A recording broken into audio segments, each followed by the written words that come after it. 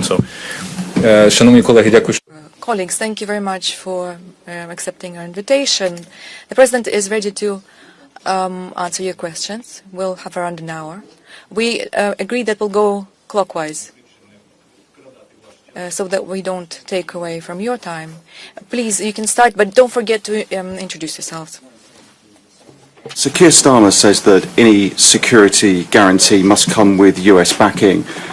How do you intend on salvaging that relationship? How do you intend to do it? And just very quickly, can you just talk through your meeting with King Charles today and what you think of UK support for Ukraine?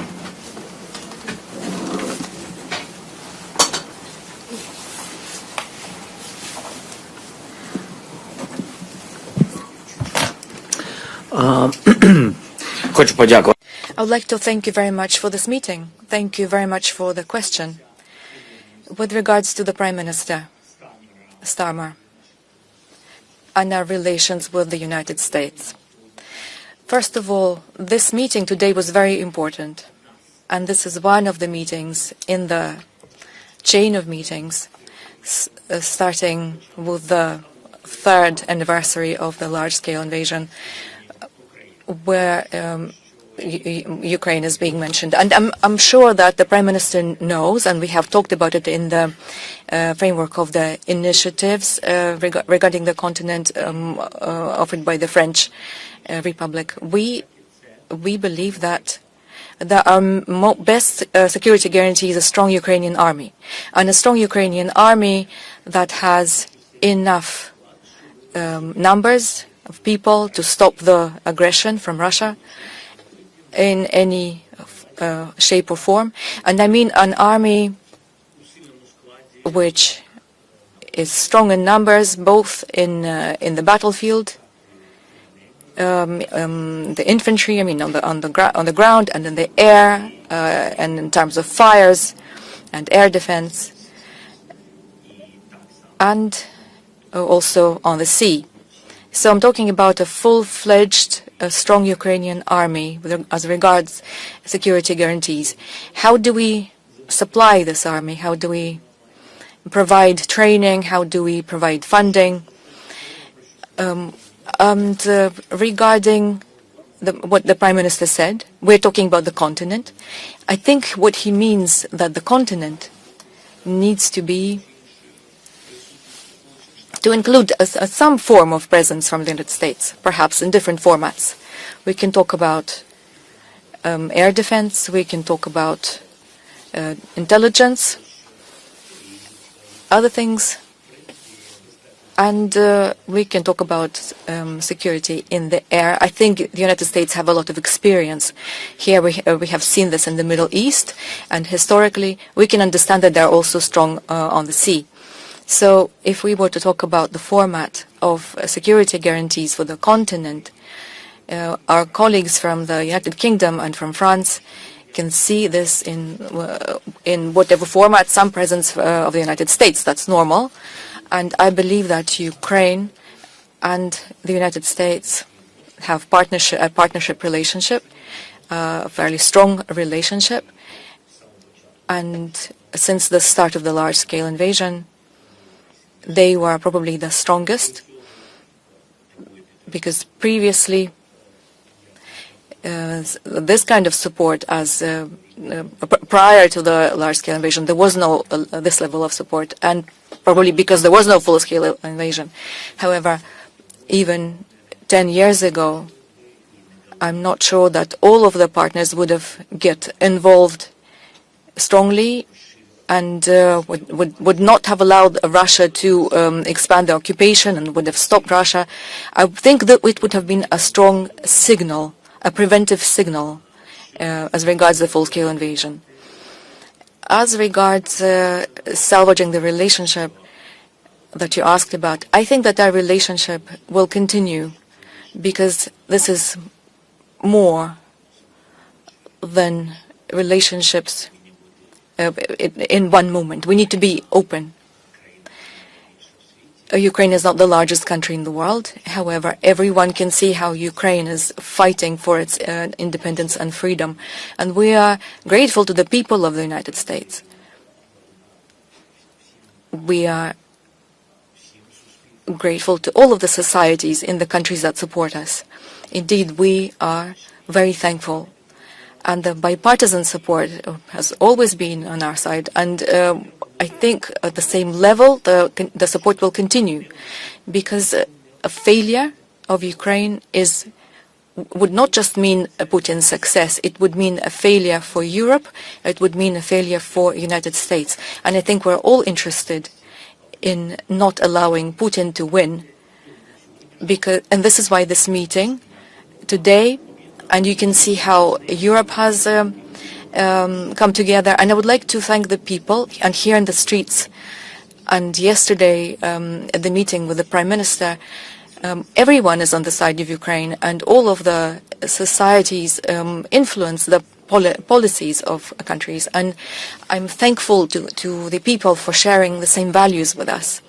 Whatever is the territory of our country compared to other large countries, our dignity, we have our dignity, and it's one of our values.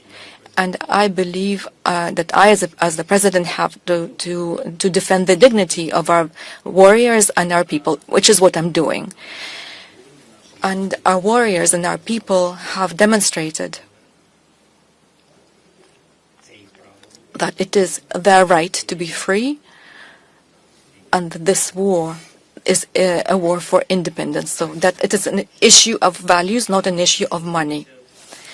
As regards the conversation with His Majesty, we had a very good meeting, and I'm very grateful for this meeting and for how His Majesty helps Ukraine and supports us politically, not only.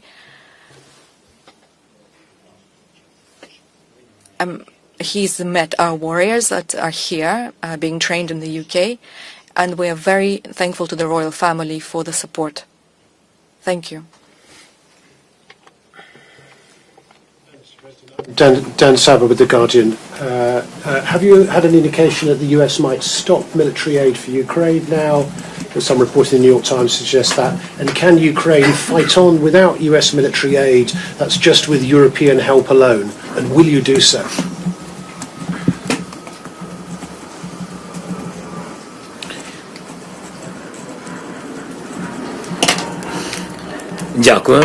Thank you. Ukraine perceives the United States as its partner, a strategic partner. This is important for us. And Europe perceives the United States as a strategic partner. And we talked about this a lot today. And we have a lot of agreements about this with the European colleagues, which we're not publicizing, because I'm sure ahead we will have a lot of meetings in the coming weeks. I think we will have a more working plan of our actions and a clearer vision of what security guarantees could be given to Ukraine and to what extent we could strengthen this. We had a very good start, a very strong start today, and theoretically there is support from the contingent, and there is a number of countries. I'm not prepared to talk about all of the countries. They will speak for themselves, but it's important that we are talking about it today. That we've received support not only from France and Britain. It's a very good signal.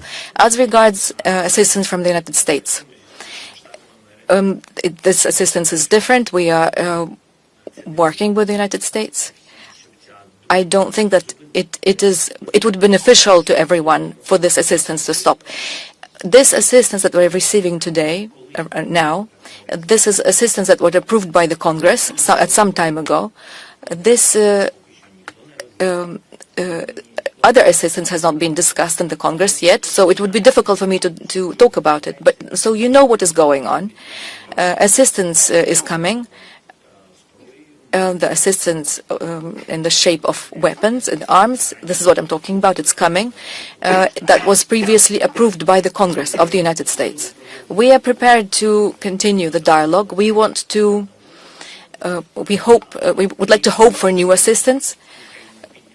Ukraine has gone up in its significantly in its own internal production, and we can see an increase of in production in Europe as well.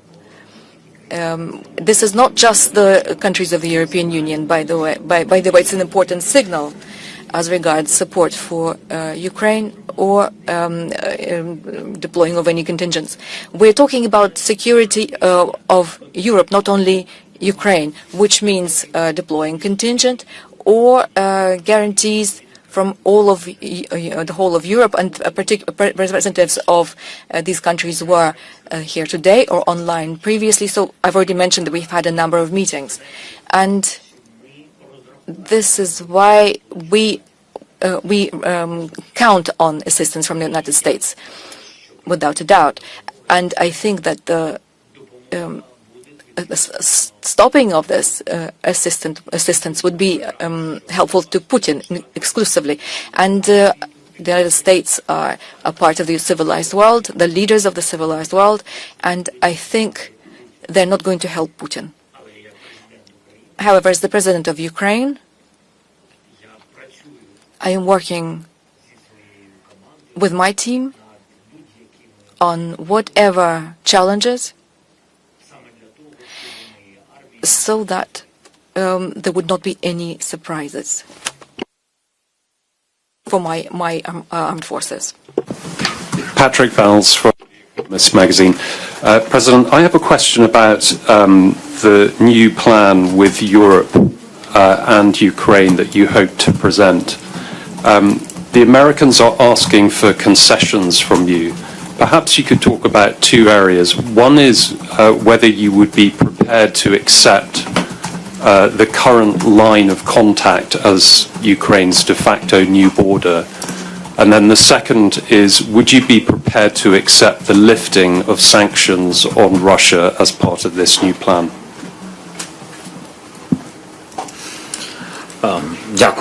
Thank you. Today, we are talking about the first steps. And until these steps are written down on paper, I wouldn't want to talk about them in much detail. Before an agreement on the end of the war, there's a really long way to go until this agreement. These steps have not started. I don't want to look into the future, but whatever it is, it needs to be fair, it needs to be honest, and it needs to be stable, it needs to be sustainable. Sustainable peace, and it has to be very specific, with very specific security guarantees and with very specific providers of these security, with specific responsibility for the volume of this assistance, in what sense they will be, if we were talking about assistance on the sea or on land or in the air. What I mean is presence, not assistance. So that would be a part of the security guarantees. We are not talking today about concessions of any kind, because that would be wrong. It would be a wrong kind of discussion. We are hearing signals from various partners. We are hearing signals from the United States. But everyone needs to understand that Ukraine will never recognize whatever territories that are occupied by Russia as Russian territories. For us, this would be temporary occupation, depending on the assistance. For Ukraine, there will be different levels of confidence of Ukraine. So we hope that these security guarantees will make it 100% impossible any kind of opportunity for Russia to come with another aggression, or if Russia does that, it will receive a strong response, not only from Ukraine but also from others. And today it is too early to talk about it, and I don't want to talk about the details until there is some signatures under this from our partners, and it is it's too early to talk about any lines, because there are too many things that we need to think of before anything else. Exchange of prisoners. We're talking about thousands, a format of the return of our children, which is absent at the moment. It's a spontaneous ad hoc thing. With the help of different partners, we can bring some children back. Thousands. We have brought thousands back. So we're talking about around 20,000. So these are serious challenges ahead of us, and the sanctions are there. And I know that this issue is being raised. I don't want to... who raises that? You're journalists, you can see these things, you know. But we are going to do everything. And today our partners agreed to keep the pressure on, not otherwise. And I think that will be probably difficult because there is a unity of a great number of countries in this, but also there are some lobbyists who are lobbying the lifting of the sanctions against Russia. However, the overwhelming majority of countries are in favor of strengthening the sanctions until there a sustainable and fair peace is guaranteed for Ukraine. As part of the negotiations between the United States and Russia, it appears that business deals have been discussed, including oil investments by American companies in Russia and a lifting on sanctions. What do you make of that? The negotiations between the US and Russia is a bilateral track. I don't know what these two countries are talking about, and I can only say that we perceive fair content of negotiations regarding to Ukraine. We will perceive it as a fair one when all of the partners are around the table. So Europe, the US and Ukraine. We understand that these negotiations cannot happen without Russia, so Russia will also be there. So this kind of negotiation then would be, it's understandable that they will happen in the future. With regards to the end of the war, with regards to business, this is what I've already said. I don't know what other people have said. We are not, our territories and our values are not for sale. Our freedom is not for sale. We are paying a high price for the fact that Russia has brought this war to us. Але можна українською. Окей. Хотілося б I would like to speak about nicer things about the peace, but we need to be realistic. And what I would like to understand, if the United States decide tomorrow to stop the assistance, can they stop what's been already signed and what's already making its way to us? And secondly, what do the warriors in the front line feel when something doesn't come, such as Patriot missiles? What will the cessation of help affect most of all? Just to say this straight off, we are realistic. We're not depressive here, but we are realistic. If we start losing sobriety, a somber look at things, we're going to lose in the battlefield, in the economy, etc. So this is why we need, inside the country and with our partners, we need to fund things, fund our institutions. People need to live. Obviously, it's not the same as in peacetime. It's a time of war, but this is the fault of Russia.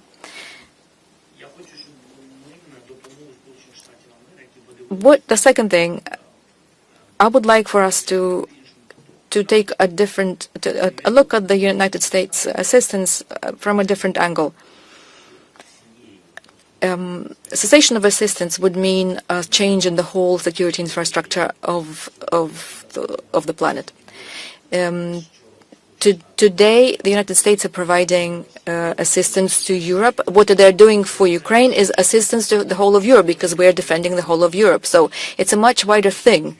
And if we were to talk about pragmatic things, I don't want to prepare Russia for this information, but we are rather well prepared to different challenges.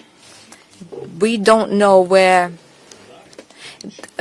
these challenges will come or whether they will.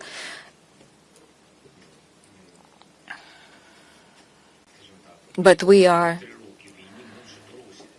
been doing this war for 3 years, and we're grown up, we're adult enough to understand that life is unpredictable, the world is unpredictable. We need to understand this, or we need to be acting faster.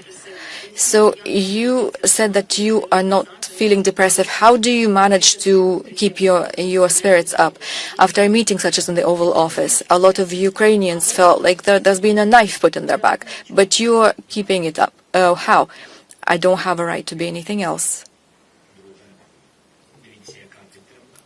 And secondly, look at the assistance that we are getting. If we do not keep it up, keep our spirits up, then we will let everyone down. Europe and everybody else, and in Ukraine, and everybody else has been supporting Ukraine, not only with words but everything else, with emotions, with money, with weapons, etc. We are receiving assistance, support from the world. Otherwise we'll be letting the world down. We can't afford to. Follow-up question should be really a follow-up, not a completely separate question. Okay, I hope we are on the same page on it. Thank you, please. Francis Durnley, The Telegraph. Mr. President, Russia has annexed regions in Ukraine it does not fully control. Is there any chance that as part of a peace deal, any territory could be given to Moscow, which is currently in Ukrainian hands? And what is your message to your people in the occupied territories?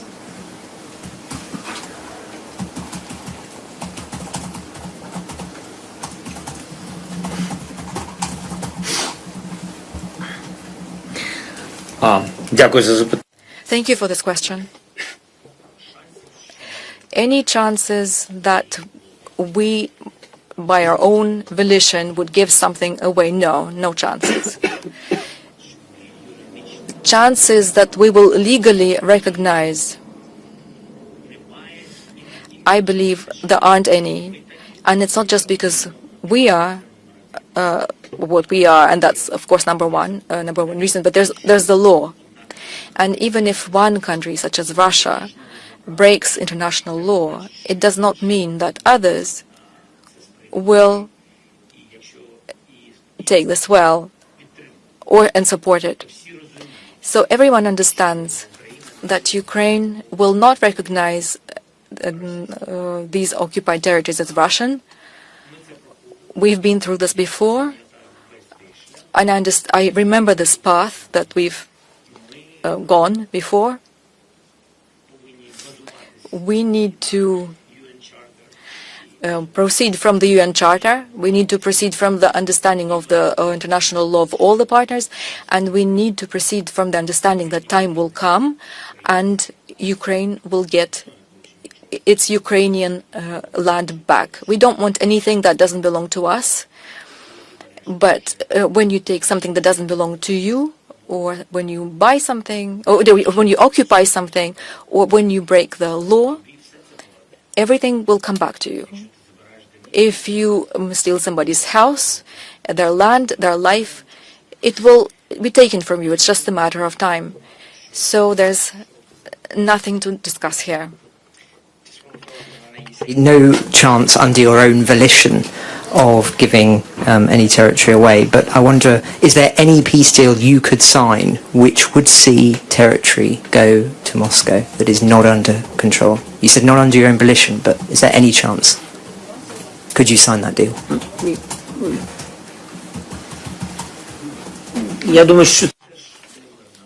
Then it would not be a peace agreement. That would be a forceful separation of our lands. This will be coercion that will, which mean a huge risk of hostilities after a certain time. And I think that those countries that are around this war, that are supporting us, or perhaps that want to be intermediaries in this war, they understand that if the war is ended in an unfair way, then it will be a matter of time before people will try to get this justice.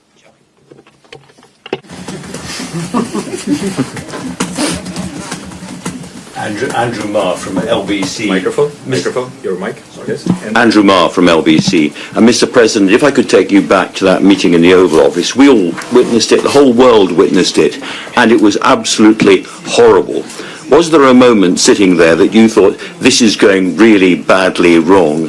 Did you feel that in some way you had mishandled the President? There was something you had done that was wrong, and do you regret that? Or if you don't, do you think that you walked into an ambush, a political ambush?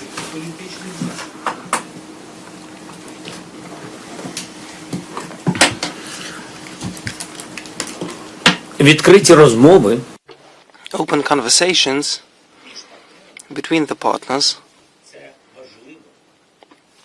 It is important, and it is constructively to understand the positions, and such open conversations should take place.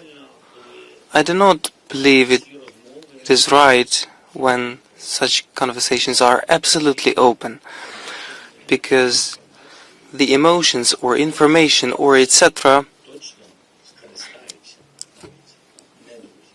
the foes can take advantage of them. Therefore, the format of what happened, I do not think that it brought something positive or additional to us as partners. I do not want to discuss what happened. I understand that. I wouldn't want to talk about why this happened. I just want to underscore why I also understand. I do not think that we shall carry on in such format to build strong relations. I'm sure that this situation, it will pass by, and in the future there are more important things, and if we will be constructive, the positive result will come. Yeah. And if I'm right to understand, positive result means making the peace for Ukraine closer. Are you prepared to go back and sit in that room and try again? Ну, я... Look, it works differently. I didn't come to try.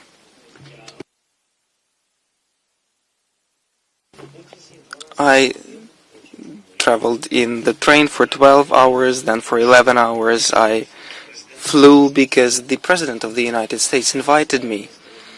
And that is one of our main partners, and for me it is a gesture of respect to be in the White House when the President of the United States invites me, just as I have met with the senators.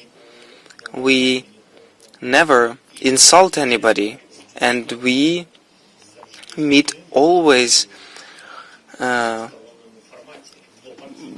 bipartisan support, either with the Senate or with the Congress, and we always try to be politically correct as possible.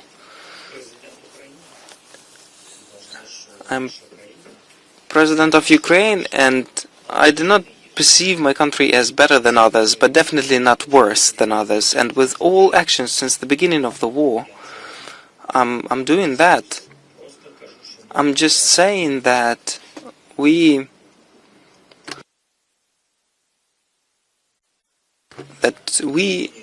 that we are worth an equal dialogue. Therefore, if President of the United States of America invites me for a constructive dialogue, I represent the interests of the country that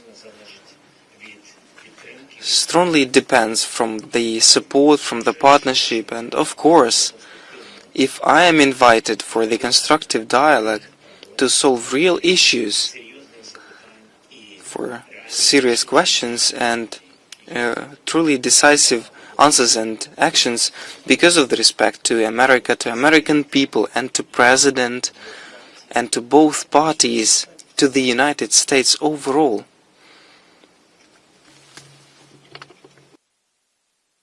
Mr. President, Laura Kutzberg, BBC News.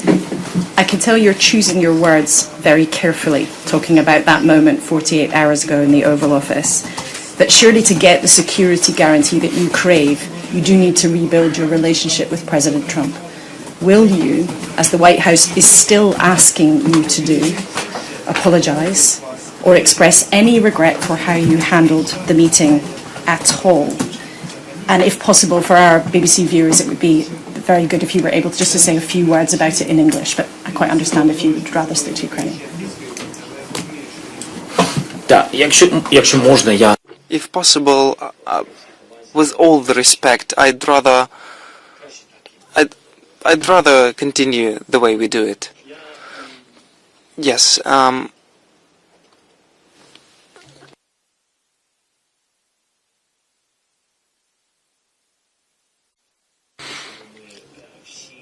I very much want that we all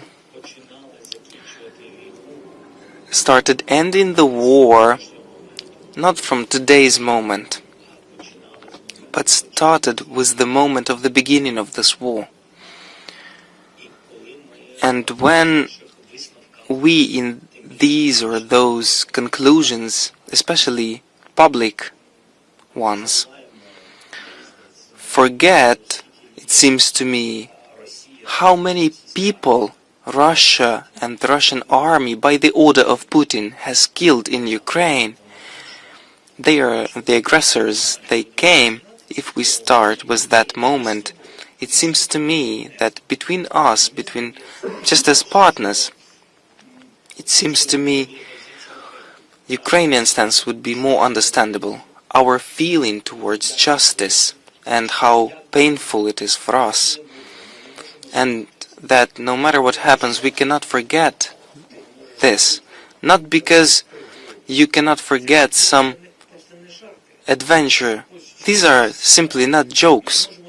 That is the thing about the situation. We cannot forget because it wasn't about bad weather or that you failed something in your life. The people have lost their lives and it is impossible to bring it back.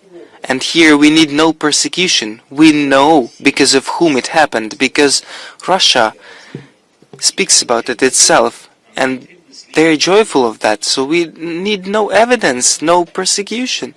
We want sentences and we have the right to that. Our families have right. And it is very painful for us, and all that we want from partners is the constructive dialogue, so that they remember who the aggressor is. I would not want this war this war to look like in some new light that there are two parties in the war and it is vague who the aggressor is.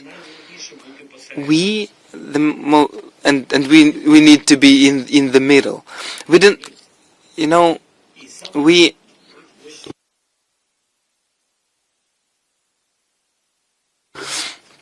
that's.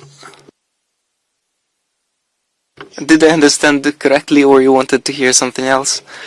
Move on to get the guarantees that you crave from America for your security. The White House is making clear to the world they need you to budge somehow. They've said today that you have to accept conceding some territory. They still want you to sign this minerals deal. And if you don't budge, then perhaps you're stuck and the suffering of your people that you've just spoken about goes on. So are you willing in principle to talk about conceding territory, in principle to express some regret to President Trump, or to sign the minerals deal? The agreement on the minerals, the deal is ready. It wasn't ready. There were many variants, but there is the last one. It is ready, and the ministers can sign it. Everywhere where I have said it as a president that we can do it, we do not retreat. It is our policy to continue despite what happened in the past. We are constructive. If we agreed upon signing it, we were ready to sign it, and honestly, I believe that the United States would be ready as well. Perhaps there is a need in time to analyze certain things, but I would just want Ukrainian position to be heard. It was very important for me that Ukrainian position is heard. The fact that it happened in media, I did not prepare this meeting, and I was in those conditions that were there, and our stance was heard, because I didn't want our position to be ambiguous. I think that it was heard now, and not at the negotiation table at which Putin will be present. We must all understand and know each other. Understand these or those red lines. They are not emotional, they just happen to be there, and there is justice and truth, and that is it. I'm ready for any format. Constructive format in relationship with the United States, and I believe that we have it all, and it is in our capacity to preserve all that. On our side, once again, we very much count on that. We are willing, and we will be. The agreement that is on the table, it will be signed if the parties are ready. And I said what I think. Because the agreement has two parties.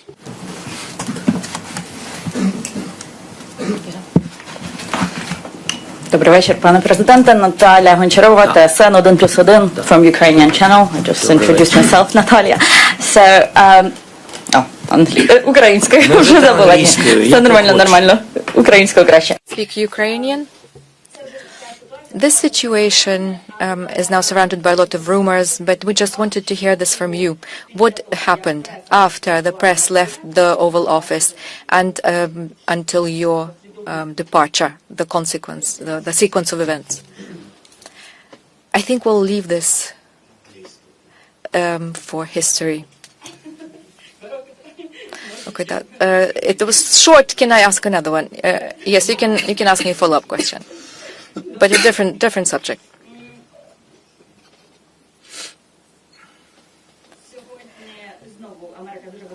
Today, we heard a lot from America.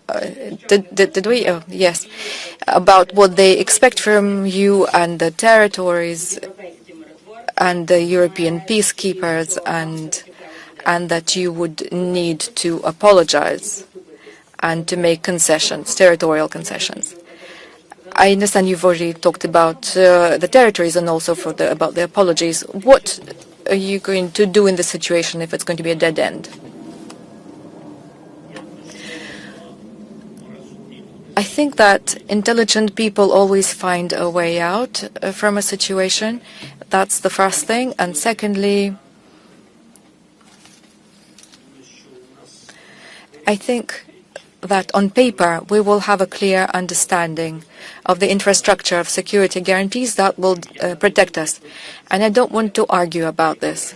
What security guarantees are envisaged by different partners. I think it is more constructive when we talk about what specifically will protect us. And if we are offered something else, and Ukraine then is saying it will not protect us, then this is not a security guarantee. And this is why I believe that to discuss any format of security guarantees or contingents or numbers, yes, we will do that. And I'm sure this will be a fairly public process, but after we understand each other between us. So I think the leaders need to work on this between us about how this is going to look. And this is not a question of years. We want, more than anybody, we want peace in Ukraine. And I respect everybody's position, but none of the leaders are arguing. And if somebody's arguing that they want more peace than we do, then perhaps they don't understand what their people are feeling. They have a right to think that, of course, but they simply do not know what is happening to Ukrainians. We want to bring an end to this war, and our soldiers want to come back to their families. We want to bring our people back home. We want to bring our children back to school. We want people to stop dying. And I think this is a huge respect for everyone who's given their lives for our independence. We do not want Putin to win. This is a war for independence. We will not let him win, whatever anybody will say. But behind closed doors, were you able to ask Trump what will protect us? Did he give you any indication? We'll leave this for future historians. Thank you. Financial Times. The difference between you and President Trump about the importance of security and securing this deal in this peace process. He said it was only 2% of the problem. What do you think of that remark? And connected to this, have you, as of today, essentially outsourced your efforts to persuade him otherwise to France and Britain?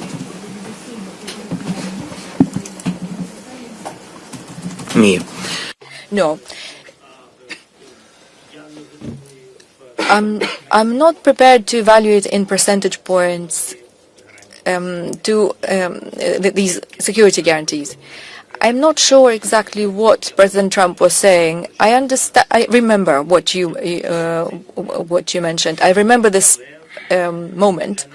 Yes, but for us, security guarantees, the best one is NATO. And as you know, the United States does not support this. But if I were to talk about NATO and if I were to talk about what this means for the people of Ukraine, I would then say it's not 2%, it's much more. Because it's confidence in our future. We don't know what the configuration of the security guarantees will look like. This is why I'm mentioning NATO. And if you were to ask Ukrainians, if we are talking about Ukrainians, not about partners or leaders that do not lead countries at war. I wish peace on everyone, but I always say we can't compare these things. We can't compare. It's different. We do not live the life that we want to live. We're not living a life we want to live. We're at war. That's it. And it's not us who are choosing the way we're living today. We are fighting for the right to choose how we live. And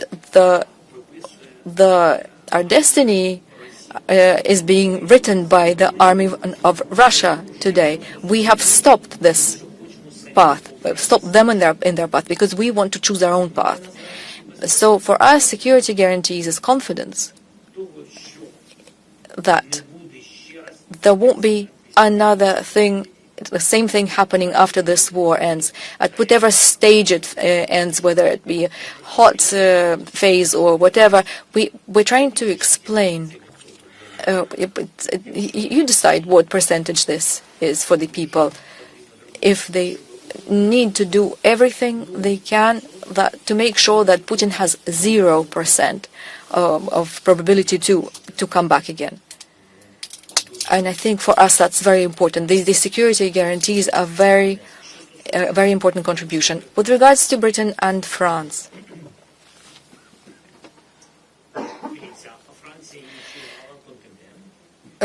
France initiated the contingent, initiated this, and the UK said we're prepared to support this. So these countries that are prepared to talk to me, and I wanted to emphasize, we do have an understanding in Ukraine how much and where we would need a contingent of various countries. That's all in place. We're talking about it. And it's important that we are making serious steps towards it. And as I've already said, I believe that in the coming weeks it will be laid down on paper. And the question will be which countries are prepared for this or not prepared for this, and in what numbers.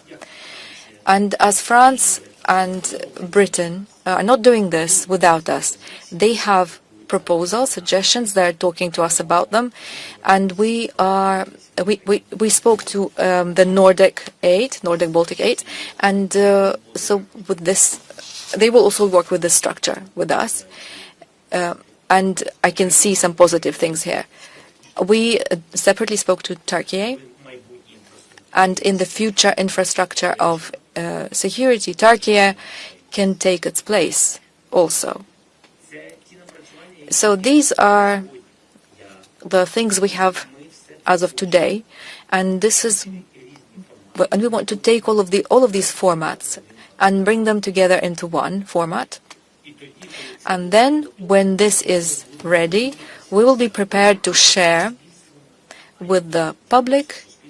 And how do we do that? We always do it through you, through your colleagues, through the media, because security guarantees. We say that Ukraine needs security guarantees. Security guarantees are needed by the people, by people. It's for the people. They need to say, we believe in this, and life comes back to the country, people are coming back. If the people are not coming back to the country, it means that people do not have any confidence in the security guarantees.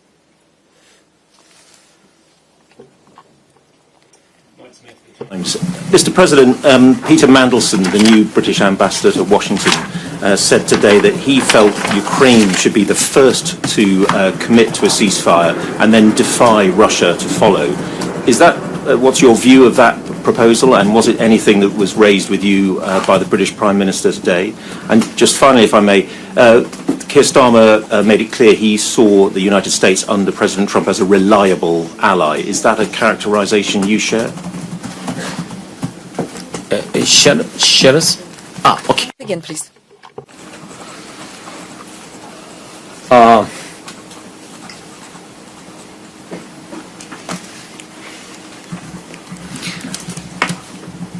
Значить, передусім. First of all, about the ceasefire. I'll give you an example, and I will explain to you how and why security guarantees are important. I'll give you an example that is related to the ceasefire specifically. I do not remember exactly whether I've spoken about it in public or to particular leaders, but it's no secret. When I became president, we had a contact line, and since the first occupations 11 years ago, there was a contact line in the east of our country. And there was a quote-unquote ceasefire. Why do I say quote-unquote? Because we have statistics. 25 times since the first occupation in 2014 of Crimea and the east, 25 times Russia officially violated the ceasefire. 25 times. And this is when we officially agreed the ceasefire. The Minsk Accords, you know all of it. So 25 times Russia violated them. And I wanted to understand with the military. In the first theme of my mandate, I wanted to understand why the ceasefire is being broken. So we went there and to have a look. And Russia was using this tactic. They were bringing fighters, snipers, and they were conducting live training for snipers. They would come in from the occupied territories in the east of Ukraine, and they were training. They were killing both civilians and military. They were killing children. They were horrible situation. It's completely savage. So this is before the full-scale invasion, and it looked horrifying. They were just coming in, and they were coming in along the contact line, which was by dozens of times shorter than today's contact line. It was just much shorter. So when they were killing us, we can understand that our guys would respond, and that's understandable. So this is what ceasefire looked like. Everyone was talking about the ceasefire, but every day people would die. Not, of course, not in the same numbers as during the full-scale invasion, but people were dying nonetheless.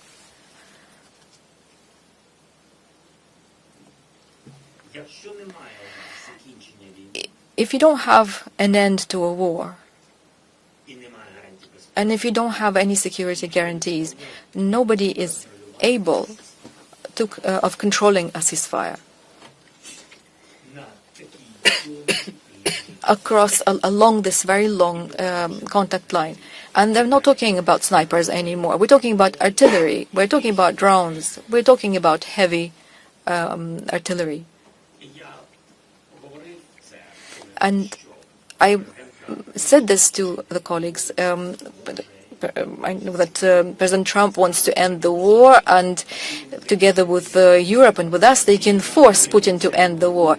And I said that for everyone, it would be a failure if, for example, Ukraine is forced to the ceasefire without any serious security guarantees. And you can imagine that a week later, the Russians will again shoot at us, and we will shoot back.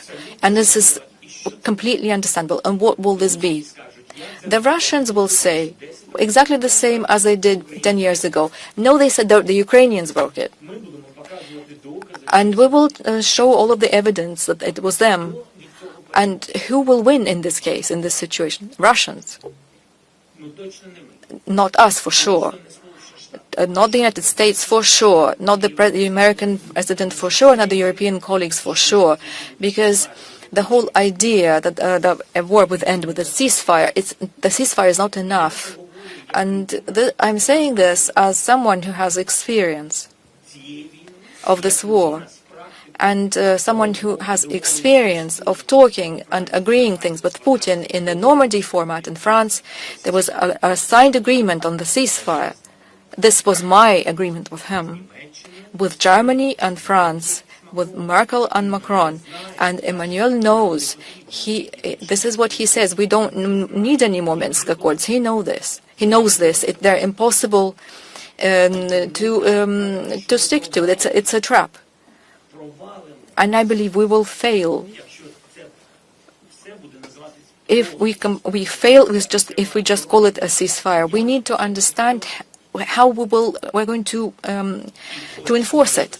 So this is why I'm saying it constantly. If we are talking about a contingent, we cannot just say, oh, there will be a contingent. Where will it be?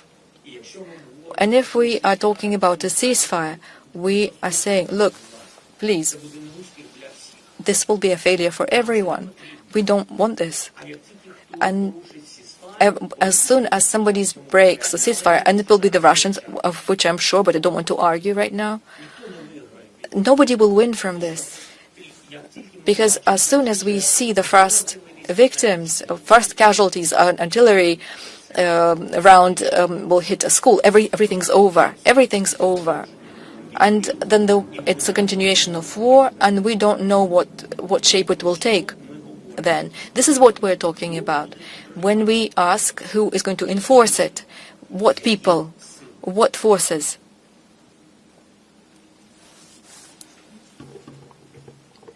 Hello, Alessandra Galloni from Reuters. Hi.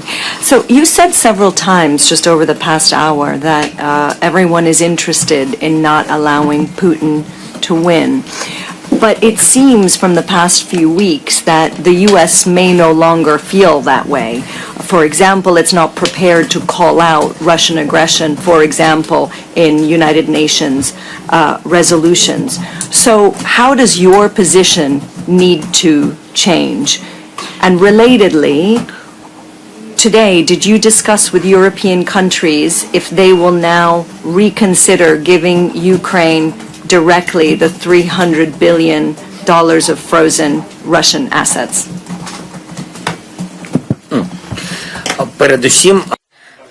First of all, it's important that the European side is not reconsidering its position as regards who started the war, Putin, who's the aggressor, Russia, and who needs to pay for this, the Russians. As regards the assets, that issue is being raised. These assets that are frozen, they need to be used by Ukraine for weapons or for the reconstruction of Ukraine in the priority areas. We'll see what will be needed first. But again, this will depend on the end of the war. And as regards diplomatic steps from the US regarding the resolution or whatever, I do not know the tactic of the United States. So I believed that our meeting with the United States was needed to make sure we understand each other and that we would not have surprises, because for us it would be painful. And I don't believe this, and this is my opinion, that if we lessen the pressure on Russia, if we change the rhetoric about its aggression, if we soften the documents about the Russian invasion, if we soften the rhetoric, and as one of your colleagues said today, one of your colleagues mentioned that I choose my words very carefully. It's true. I am choosing my words carefully. And I don't believe that all of this would lead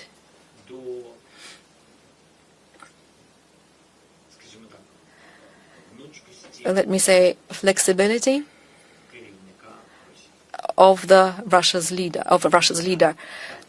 I do not believe it would, but as I already said, I do not know their tactic. I think the only thing I do think is that it is not right that the issue of the end of the war in Ukraine, let's say, would be based on a tactic that is not known to us. I believe it would not bring quick, good or secure steps for Ukraine. Follow-up. So you said that you had the meeting in order to understand each other. So do you and President Trump now understand each other on Russia?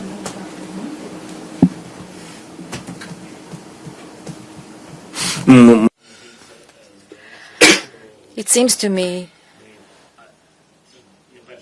it's not our first meeting. We've spoken before over the telephone. We've had meetings before. I think, and I would say that I would really like for President Trump to hear some things from me personally. This is what I wanted. And in the same vein, I would like to hear some things from President Trump personally as well. And I believe that our people who are working at their level, our teams are working on both sides, and there are also European leaders who have their relationships with President Trump's administration, or the media, who relay this. So all of these structures are sending signals to each other. And I think it would be much simpler if we had more time for direct dialogue with the president. This is how I look at it. This is my understanding. The faster, how to do it faster and how to do it in a more positive way. What I mean is a positive result. How we can build this dialogue. So to my mind, this would be more right. Again, this is my opinion, but as I've said, I don't know the tactics of all of the partners.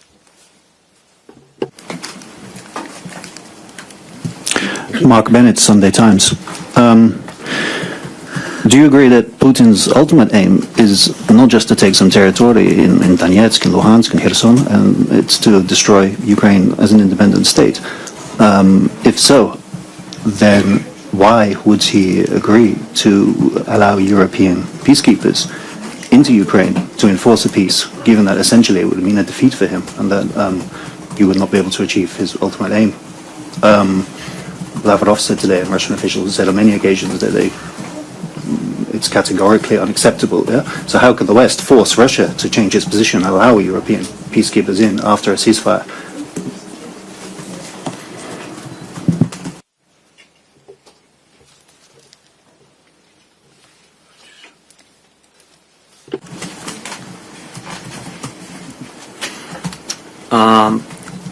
Росії багато земель є.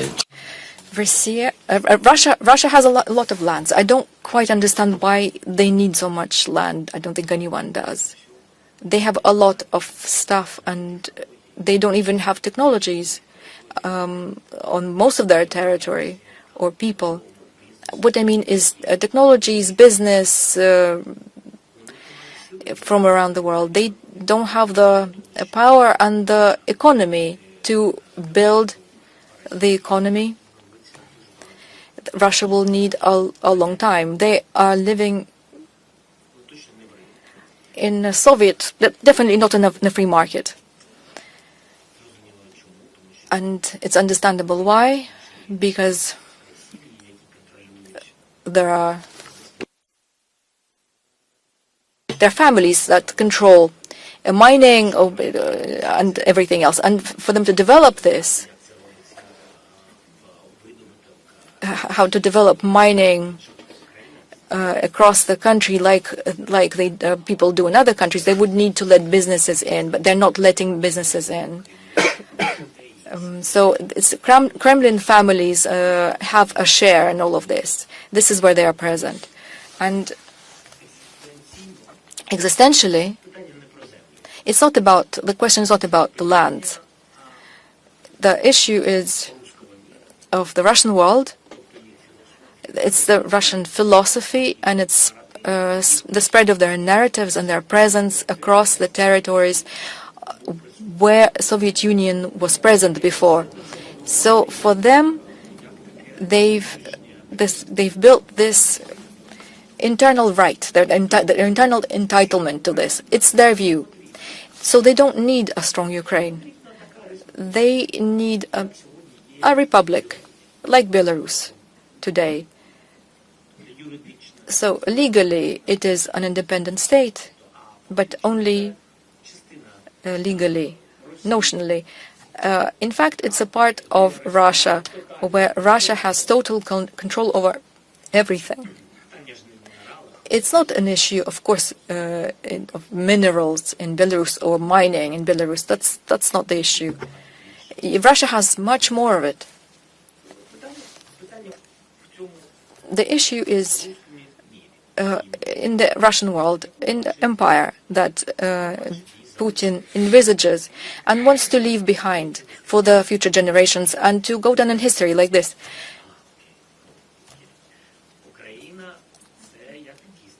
And Ukraine is like a bone in their throat. Ukraine is complicated. Ukraine is large, territorially and in the sense of population. Without Ukraine, he cannot bring it back, his empire back. The rest of the countries, with all due respect, there are smaller countries. There are members of the EU and the UN. They used to be Soviet Union there, but all of these countries will fall if Ukraine stands. Then he will not break this part of the Western world, and he will not bring back his Russian world. This is why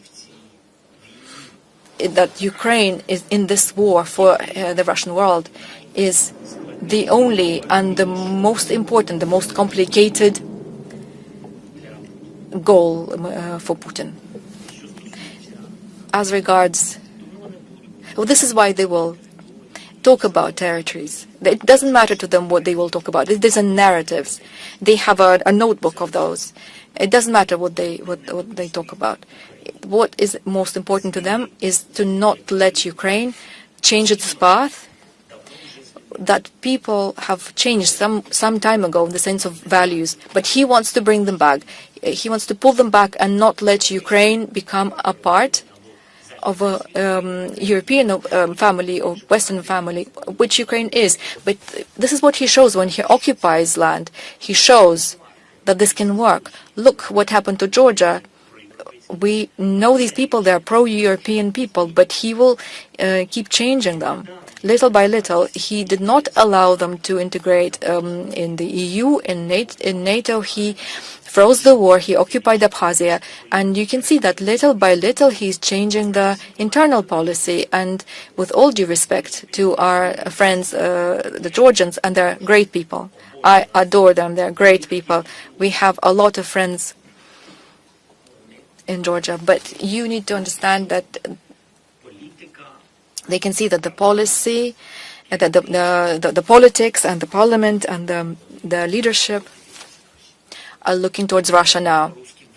So Russians are managing to change the path of the countries where they are. Even the people are against it. Even if the people are against it, little by little, step by step, through the army, the police, parties, money, they're doing this. So kind of maybe not even follow up, but just to make it clear. So given all that, how can the West make Russia stop fighting to allow the peacekeepers in, if the ultimate game is everything you said, to bring the Russian world to Ukraine?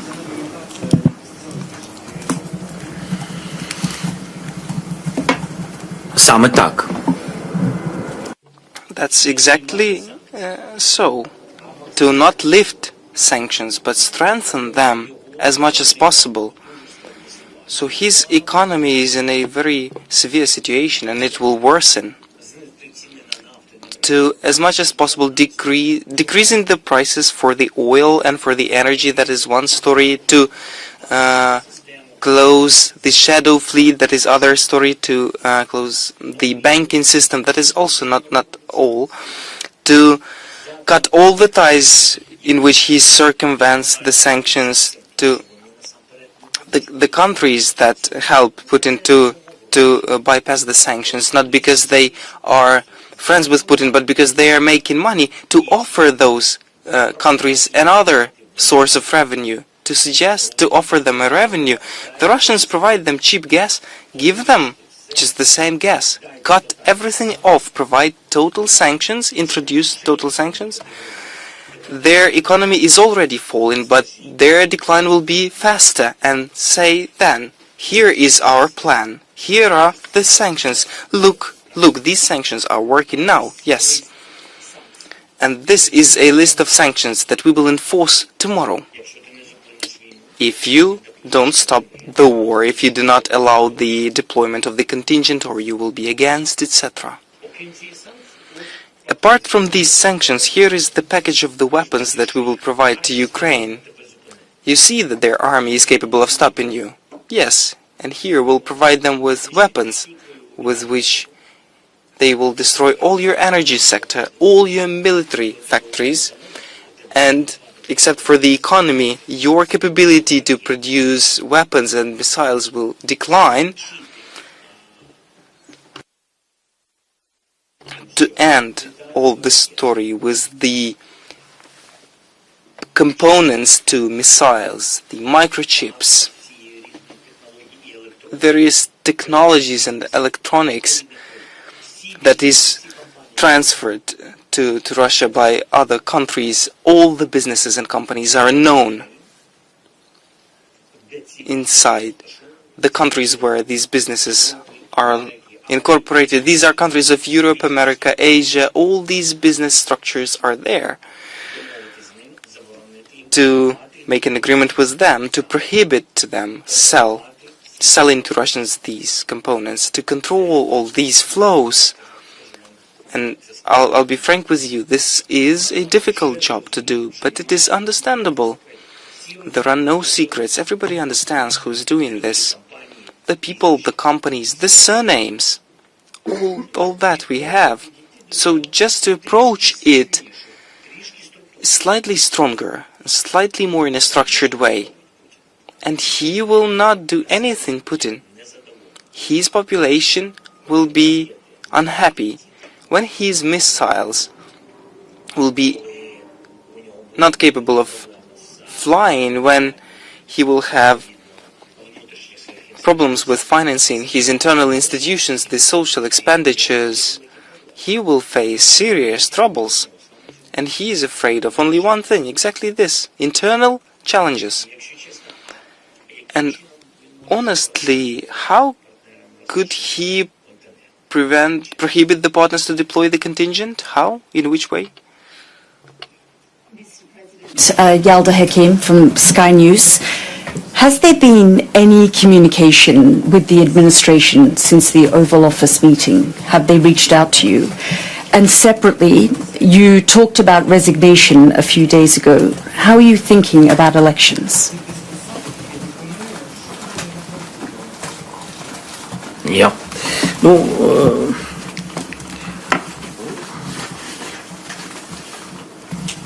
Комунікації є. There is communication, not on my level. Yes. As regards resignation, my resignation, if I am to be changed, and I'll hear, how can I put it, with what's happening with the support to change me, it will not be easy, because it is not enough to simply hold elections. You would need to prevent me from participating in the elections, and it will be a bit more difficult, so they'll have to negotiate with me. And I said that I'm exchanging it for NATO membership, and then it means that I fulfilled my mission. There is NATO. It means I've fulfilled my mission. Although honestly, it looks like the people, and I'll not be calling their posts, naming their posts, but the citizens of other countries are telling Ukrainians which president they should have, especially if these people occupy official posts. It seems to me a bit undemocratic and unconstructive.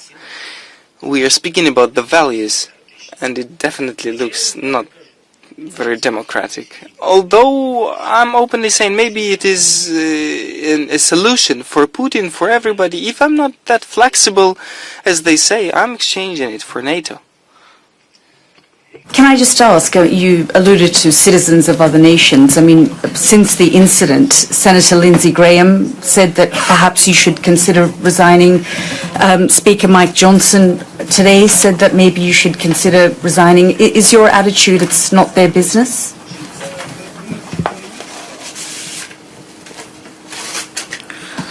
Lindsey Graham is a very good guy, a very nice. And speaking who must be the president and whether I shall resign, I can give him the citizenship of Ukraine. He will become the citizen of our country, and then his voice will start to gain weight. And I will hear him as a citizen of Ukraine on the topic of who must be the president. But Lindsey represents the party that fights for democratic values. And anyway, the president of Ukraine will have to be chosen not at home, at Lindsey Graham's home, but in Ukraine. We've discussed to have a couple of rounds of questions, but we've only had time for one because it's been 1 hour and a half. No. Okay. No. That's it. It's been 1 hour and a half, almost 1 hour and a half. Okay. So it's time. Thank you so much. Is it possible? Sorry, President Macron has told Le Figaro tonight that he and Keir Starmer are proposing a truce of 1 month saying that he and Starmer don't believe in a ceasefire signed by the Americans and the Russians. He told Le Figaro he's convinced that Putin will seek above all to humiliate Ukraine, and as an alternative, he and Keir Starmer have put on the table a truce that would last 1 month. Were you aware of that proposal, and would you agree it? Я все знаю. I'm aware of everything.